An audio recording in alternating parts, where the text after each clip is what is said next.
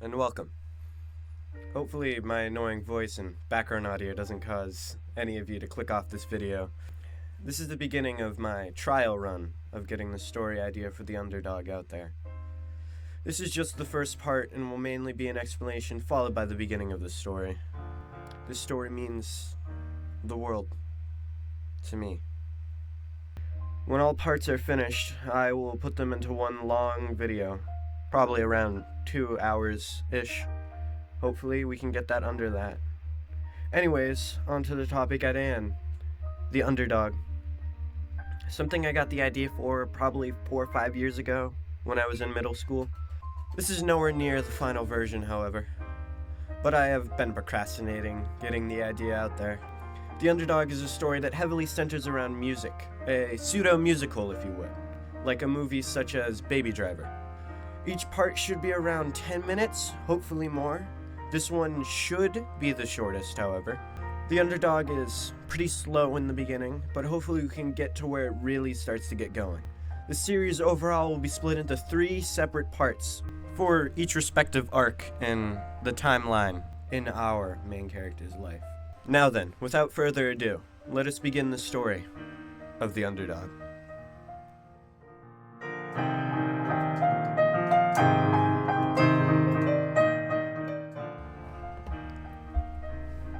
Act 1. It's an early, nice, warm morning. A May morning, to be exact. We see a house. Not a wealthy one or a run-down household. Instead, it's just a normal, average, middle-class house. In the suburbs, of course. We see a window partly open. A draft blows in. And we see a room. A kid's room. Our main character's room. Toby's room.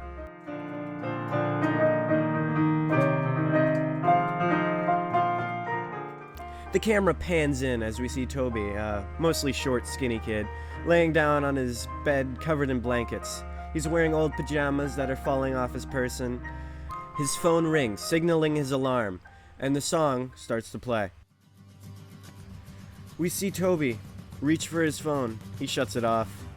His phone is mostly outdated tech, yet he seems to still be using it. Probably an iPhone 4. We see a wide shot of his room. There are clothes everywhere, baskets filled with dirty and clean clothes alike, wires tangled up in a mess leading to a TV and a computer. The computer, unlike his phone, seems pretty high budget. Seems like he got a good Christmas gift. You can tell the owner has put their heart and soul into getting the money to obtain such a PC. We see figurines on a shelf and posters, some better shaped than others on his walls. Toby finally gets out of his bed. He stretches and starts rummaging through his clothes. He's trying to make sense of what is what, but everything's a complete mess and he can't really tell what's going on. He eventually comes out with something he is proud of and starts putting it on. He starts tripping over himself, however. He's a little clumsy. When he finishes, he realizes he put his shirt on backwards. Toby looks down at himself annoyed and groans a little, and then takes it off and fixes it quickly as the music stops, and then restarts. He then starts putting on his shoes and starts rushing down the stairs. As he starts picking up the pace, we hear his mom telling him not to miss the bus. He, however, is already pretty late, and we realize the bus is out there. Toby tries to answer with a piece of toast in his mouth, sticking out as he starts trying to gobble it down, unable to really get out a good response. Get his shoes on at the same time. He opens the front door and walks out. He starts running to get to the bus stop, about to miss it. Luckily, it stops, and he gets on, thanking the bus driver in a cracky teen voice. As Toby enters the bus, he starts looking at everyone, and everything slows down for a little bit. He starts walking down the interior of the bus and almost trips, but fixes himself and reaches down, pulling his shoe on his foot completely and putting his shoelaces inside his foot. Doesn't even bother to tie him. Everyone on the bus really just kind of ignores Toby. Some stare, some continue their conversation, and others seems to have a look of disgust on their face. Toby doesn't seem to be too bothered, and as he just sits down in an empty seat and starts listening to his music on his phone. We see the music on his phone is the same music that is playing in the background, the song Underdog by Spoon. He has a slight smirk on his face as he looks out the window. The bus continues its route as the song intensifies.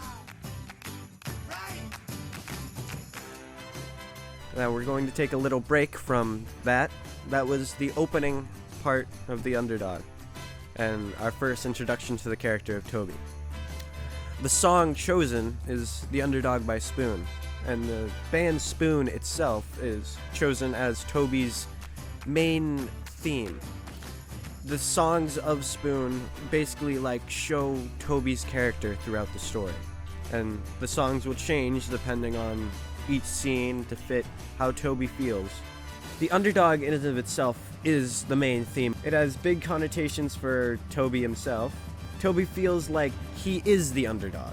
The underdog also can be correlated to many other characters later on, as it's more like a whole for everyone in this story. Okay, well, thank you guys for listening to that. I hope some of you like it.